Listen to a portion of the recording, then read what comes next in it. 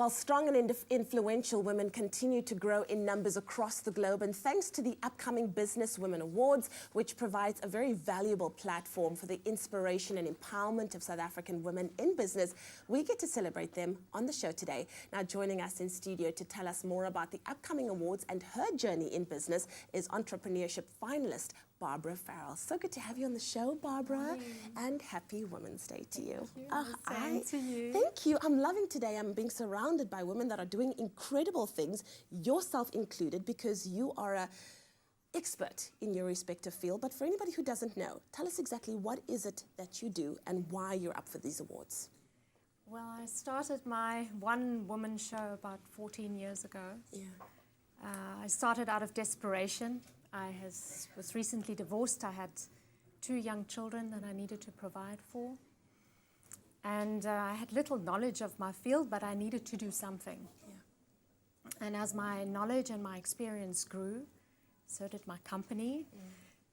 We expanded into new industries. We got new products on board. Wow. And today we are the leaders of purification of gases and liquids. Wow. We have the largest product portfolio in the market. And what's the best, I think, of my company is that it's run only by women. What? Only women. That's I amazing. have the most incredible team of ladies that I think surprise themselves every day of what they're capable of doing. Yeah. And that is really part of my success, is my amazing. team. That's amazing. You know, I think every day we take for granted because there aren't a lot of women in maybe that particular industry, which is the petrochemical and mining industry, right? That's right, yeah. What do you think are some of the challenges, the frustrations that women face on a daily basis? Because it's a very, I would say, male-dominated industry. It is, but it also has its advantages. I find that you always get a chance, one chance. Maybe they want to see how badly you mess up. I don't know. But make sure you don't mess up. Yeah. Make sure you prove to your customers that you are good at what you do. Absolutely. And you won't be forgotten. So perhaps a perceived disadvantage turns into an advantage. Yeah. Because suddenly you are unique in your industry. How do you think we can develop women in this industry, especially when it comes to this respective field? Again, instead of seeing it as a disadvantage that there are so few women in the industry, see it as an advantage. There's so much space to shine.